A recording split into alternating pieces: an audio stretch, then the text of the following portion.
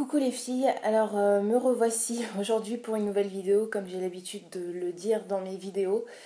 Mais c'est pas une vidéo haul, ce n'est pas une vidéo produit fini, enfin bref, c'est pas une vidéo on va dire superflue, même si voilà, c'est pas le cas, mais là aujourd'hui ici ça l'est pour moi, enfin ces derniers temps. Je j'ai la voix qui tremble. J'avais vraiment envie de vous parler parce que je ne suis pas présente là ces derniers temps. Enfin, je sors pas de vidéo parce que j'ai vraiment pas le cœur à ça, j'ai pas la tête à ça. J'arrive pas à parler de produits de beauté, de haul, de ce que j'ai acheté, voilà, de choses aussi superflues, pardon, en sachant ce qui arrive ces derniers temps en France, chez nous à Paris.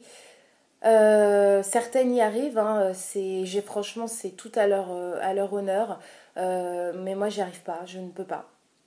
J'y arrive pas, je ne pense qu'à ça, donc voilà, ce n'est pas possible, donc voilà pourquoi ces derniers temps, je ne sais même plus de quand date ma dernière vidéo, en sachant que je ne poste pas tous les jours, et voire même je ne poste qu'une fois par semaine, mais là je crois que ça doit faire bien 15 jours que j'ai rien mis en ligne.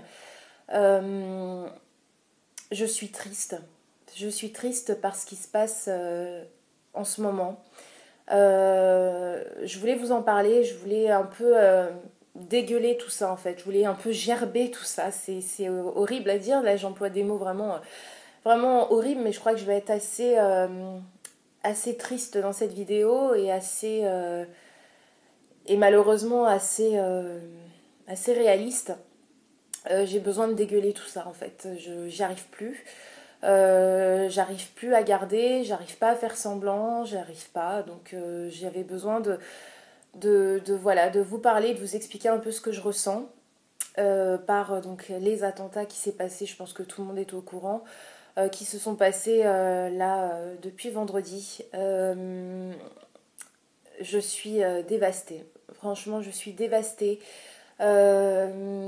J'habite, alors déjà je vais vous le dire, moi je suis donc très proche de Paris parce que j'habite dans le 92. J'habite juste à côté de la Défense. Donc les attentats de Paris, même si je vivais pas à Paris, en fait, je pense que j'aurais été touchée également, c'est sûr. J'aurais été touchée, j'aurais été bouleversée. Mais étant donné que je suis, on va dire, quasiment une Parisienne, ça m'a fait encore plus mal parce que ce sont des endroits que je fréquente. Parce que ce soir-là, ça aurait pu être moi. J'aurais pu être là-bas avec mes amis, comme on a l'habitude de faire. J'en ai vraiment gros sur la patate, je suis vraiment désolée. C'est pas une vidéo déprimante que je vais vous faire, mais j'ai besoin de dégager tout ça en fait. J'aurais pu être là-bas avec mes amis, comme on a l'habitude de faire en fin de semaine, comme on l'a fait souvent, pour décompresser d'une semaine de boulot difficile. S'installer en terrasse pour boire un verre et juste pour passer une bonne soirée. Ou aller dans un concert, enfin bref, se regrouper pour passer juste un bon moment, quoi. Et c'est tout. Je n'étais pas sur Paris ce soir-là. J'avais ma meilleure amie qui était là, qui revenait d'Australie parce qu'elle est partie vivre en Australie. Et je ne savais pas où elle était parce qu'elle, c'est une grande fêtarde. Elle adore sortir et comme je sais qu'elle était là que pour un petit moment en France, je savais qu'elle voulait en profiter au maximum et comme ce sont des endroits qu'on fréquente, elle aurait pu être là-bas également. Par chance, elle n'y était pas, mais je n'ai pas réussi à la joindre tout de suite. C'est-à-dire que quand j'ai su ce qui se passait sur Paris, en sachant que je l'ai su tard, parce que c'est vrai que moi je suis pas très branchée information, radio et tout ça. Donc c'est-à-dire que vendredi, je suis rentrée chez moi, je suis sortie du boulot, je suis rentrée chez moi, j'étais vraiment crevée et j'avais qu'une envie, c'était de me mettre sur mon canapé et me détendre en regardant mes séries. Voilà, je regarde en ce moment comme je vous l'ai dit dans une de mes autres vidéos, je regarde Sons of Anarchy et Anarchie, bref. Et du coup, je me suis maté ça, j'ai commencé à me mater ça et vers 10h, 10h30, j'ai eu mon mec, hein, voilà, j'arrive plus à parler, mon mec qui m'a appelé pour me dire mais t'as vu ce qui se passe sur Paris, mets les infos, regarde ce qui se passe, mets BFM. Et je lui ai dit non, mais qu'est-ce qui se passe? Il m'a dit écoute, mais regarde. Et donc lui il était parti à son entraînement de basket. Et donc j'ai branché BFM à 10h, 10h30 en gros, 10h20, quelque chose comme ça, enfin bref, je sais plus, mais j'ai branché BFM. Et là, j'ai appris donc les bombes qui avaient explosé à côté du Stade de France. J'ai appris les attentats dans Paris, la prise d'otages au Bataclan. Et, euh, et là, j'ai pas pu décoller de la télé jusqu'à 3h du matin. Je n'ai pas pu, j'étais comme scotchée par ce que je voyais. J'étais abasourdie, je comprenais pas ce qui se passait. Et puis sur le coup, on s'imagine pas vraiment ce qui se passe, on s'imagine pas ce que ça va impliquer, les victimes, le nombre de victimes surtout, parce que moi quand j'ai mis la télé, on en était, déjà c'est trop et c'est énorme et c'est ignoble, on en était déjà à une vingtaine de morts, ce qui était beaucoup trop déjà, et ça montait 30, 40, et après, bon, quand il y a eu l'assaut qui a été donné au Bataclan, là ça a été l'hécatombe, et, euh, et j'ai pensé tout de suite, oui, on pense tout de suite à ses amis, savoir où est telle personne, à checker un peu tout le monde, où tout le monde est, où tout le monde en est. Et heureusement qu'il y a les réseaux sociaux aussi, parce que ça a permis quand même aux gens de savoir assez rapidement s'ils avaient des proches qui étaient là-bas, dans cet enfer, dans cette horreur que c'était. Donc voilà, j'étais en gros sur mon téléphone, Facebook, avec BFM, avec les amis que j'arrivais à joindre par téléphone. Mais j'étais scotchée devant les images. Et ironie que c'est, ça m'a tout de suite réveillée. C'est-à-dire je n'ai plus du tout senti la fatigue qui m'avait assaillie depuis le milieu de la journée au boulot où je me disais oh là là, j'ai qu'une envie, c'est de rentrer et me coucher. Et ça m'a réveillée d'un coup. J'ai eu comme un électrochoc et j'avais plus du tout sommeil. J'étais hypnotisée par ce que je voyais, par la télé, par les images, par la folie des gens, par la folie humaine, par, par tous ces drames, je pensais vraiment aux victimes, enfin voilà. Je pense que comme beaucoup de monde, j'ai été vraiment très très très choquée. Euh, donc j'ai réussi à voir mes amis, en sachant donc ma meilleure amie, je n'ai pu la voir qu'à minuit au téléphone, en sachant que vers 19h je l'ai eu au téléphone. Et donc on avait prévu de se voir ce soir-là. Et je lui avais dit écoute, je suis tellement crevée que j'ai pas la force, on se voit demain. C'était prévu qu'on se voit le lendemain également. Et j'ai dit écoute, voilà, ce soir ça sera sans moi. Et elle m'a dit écoute, moi, ok, moi je vais aller au resto, je vais me faire un resto avec les potes et tout ça. Donc je ne savais pas où ils étaient partis, dans quel resto, avec qui, je ne savais rien. Et quand j'ai essayé de la joindre, donc à 10h30, quand j'ai su tout ce qui se passait, je ne sais pas si le réseau était saturé, je ne sais pas pourquoi, mais je n'ai pas réussi à la voir. C'est-à-dire que ça sonnait 2 fois, ça allait sur le répondeur, après ça allait directement sur le répondeur. Enfin, j'ai pas réussi à la voir, j'ai réussi à la voir qu'à minuit. Donc imaginez-vous l'inquiétude que j'ai eue. Et elle m'a rappelé et elle m'a dit écoute, t'inquiète pas, j'ai su ce qui se passait, mais j'étais pas du tout sur Paris. Voilà, on est parti vers chez moi, enfin vers chez ses parents et en banlieue, donc tout va bien, ne t'inquiète pas. Et voilà, donc j'ai soufflé, j'ai eu une autre très très très bonne amie qui vit à Saint-Denis, donc en sachant ce qui s'est passé encore aujourd'hui, j'ai été encore choquée parce que voilà, c'est horrible, c'est vraiment des images de guerre, des choses horribles qu'on n'a pas l'habitude de vivre ici chez nous. Et, euh, et voilà, en cette fin d'année, c'est vraiment très très triste de voir ça, que des gens subissent ça, qu'on en soit arrivé là, quoi. Qu'on en soit arrivé là. Et donc voilà, donc ce matin, j'ai eu donc ma très très très bonne amie qui vit donc sur Saint-Denis et qui a été réveillée vers les coups de 4h du matin. par le bruit, quoi, par les coups de feu, par tout ce qui s'est passé, par l'assaut qu'il y a eu sur Saint-Denis aujourd'hui, qui s'est déroulé jusqu'à midi, il me semble. En sachant qu'elle est seule avec ses deux enfants et que ses deux enfants en bas âge, donc qui ont été réveillés par des coups de feu, par des bombes, des explosions, par des hélicoptères qui volaient au-dessus d'elle, voilà, par des bruits et des visions de guerre civile. Donc voilà, ça a été très dur. Elle a dit que ses enfants pleuraient, qu'il a fallu qu'elle les réconforte, qu'elle-même avait peur, que voilà, elle était cloîtrée chez elle avec ses deux enfants, et que bon, c'était vraiment, elle n'aurait jamais imaginé vivre ça et devoir faire vivre ça à ses enfants. Excusez-moi encore une fois. Donc voilà, donc j'ai voulu ce soir faire cette vidéo parce que encore une fois là, je sais pas si vous voyez les reflets de la télé, mais je suis sur BFM depuis vendredi, hein, je lâche pas cette chaîne parce qu'il se passe malheureusement des choses jour après jour, qu'on apprend des choses et voilà, je suis branchée BFM dès que je le peux. Lundi, ça a été très dur aussi de retourner au travail. Excusez-moi, c'est hyper décousu puisque je voulais vous dire plein de choses, mais je sais plus.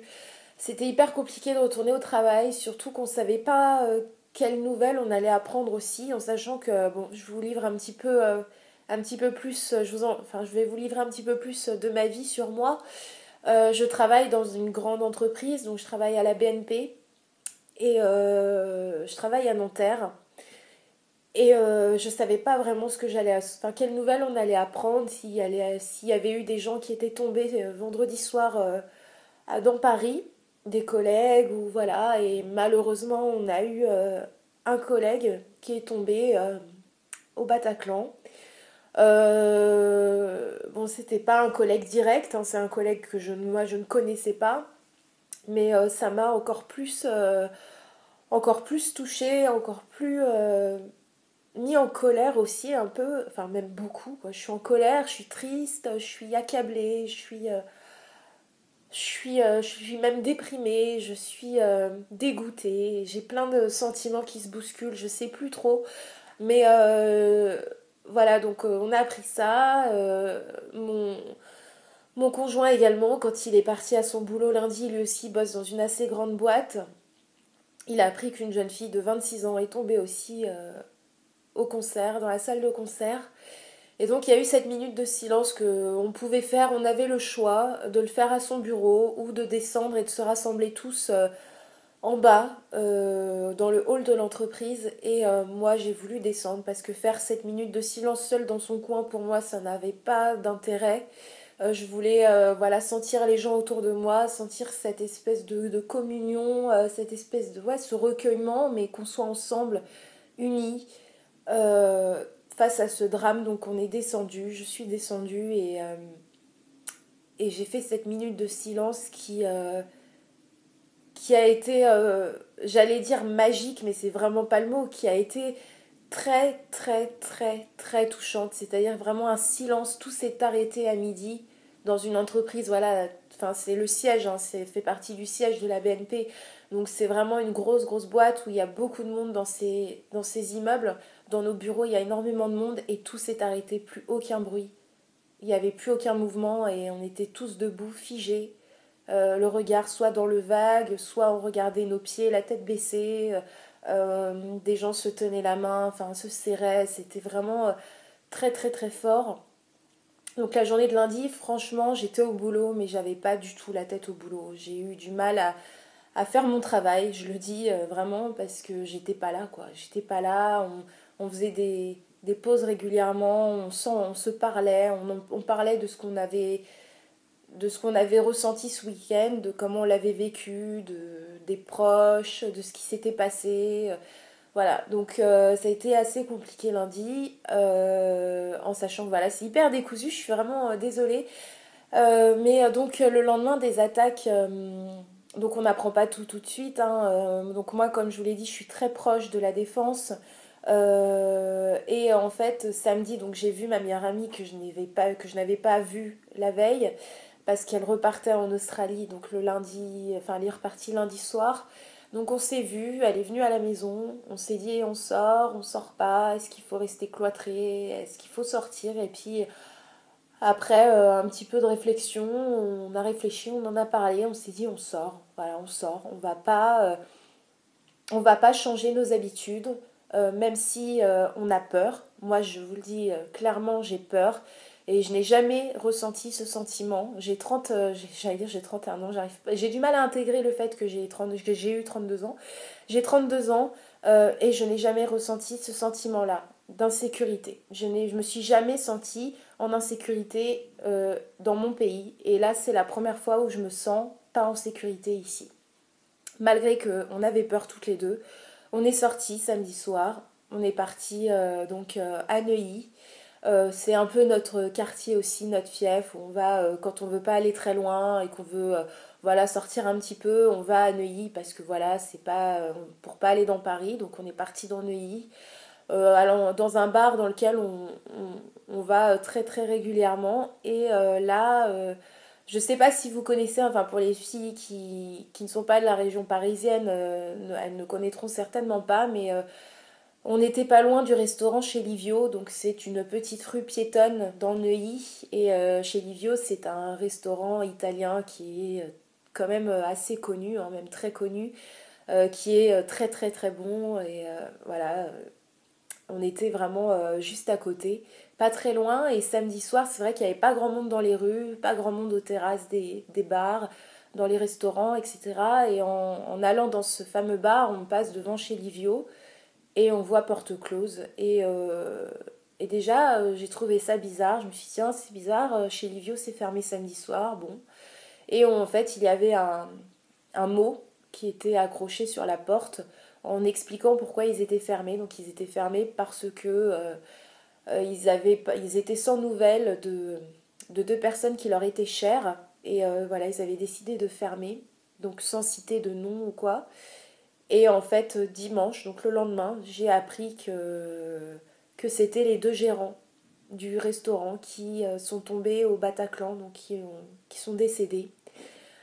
Bon, je les connaissais pas personnellement, j'allais dans ce restaurant, c'était voilà un petit...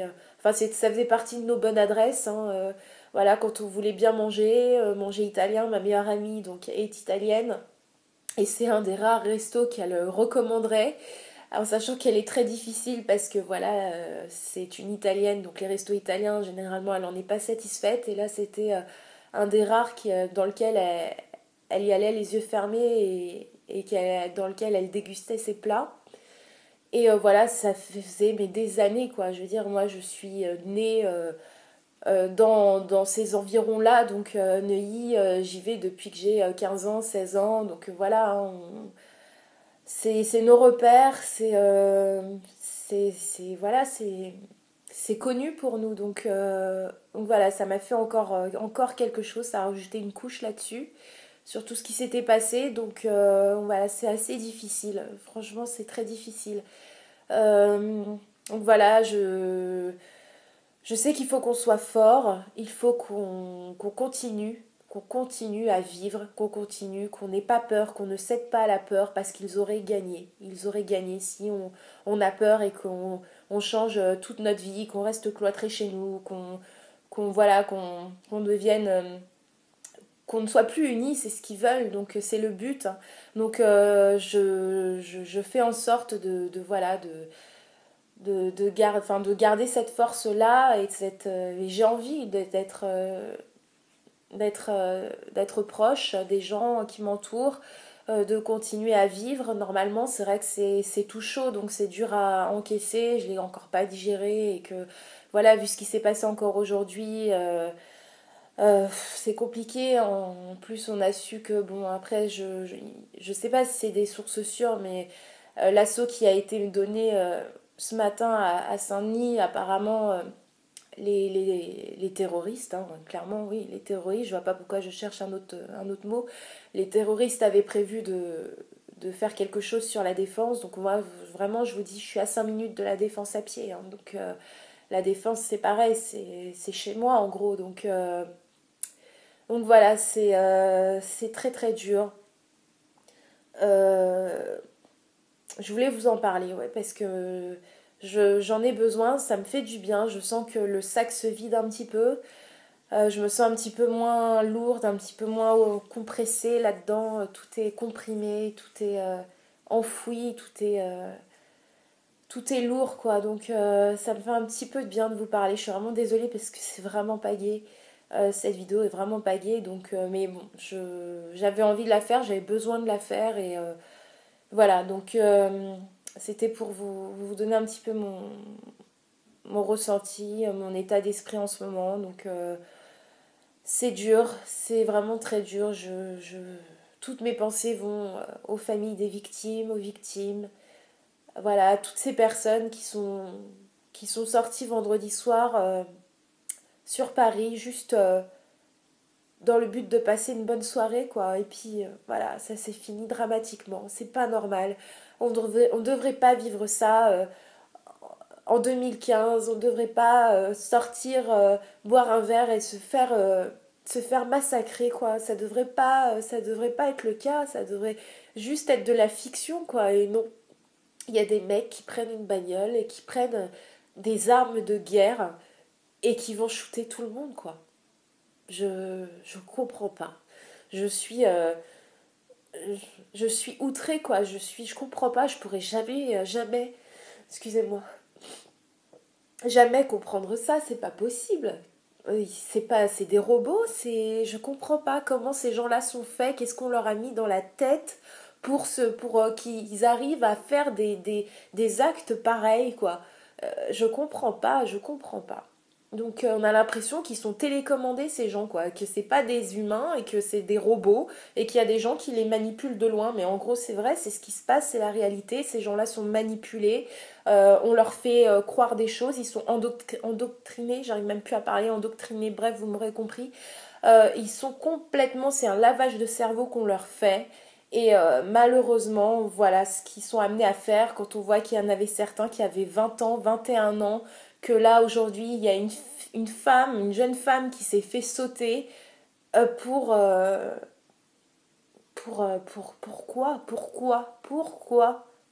je comprends pas. Donc voilà, c'était un petit peu mon petit, pas mon coup de gueule, mais mon petit, je sais pas, mon petit vidage de sac, voilà, ouais, mon vidage de sac. Donc voilà, je suis désolée pour la tonalité de cette vidéo, mais j'en avais besoin. Donc voilà, j'espère que ça vous aura pas trop déprimé. Je suis pas assise, je suis pas à genoux. Je suis juste je suis un peu choquée. Je suis juste choquée. Il faut juste le temps que je me relève, mais je suis pas à terre et nous ne sommes pas à terre, nous ne sommes pas à genoux face à ces actes et à ces gens. Non, je ne céderai pas, il ne faut pas céder, il faut continuer, il faut continuer, il faut continuer vraiment.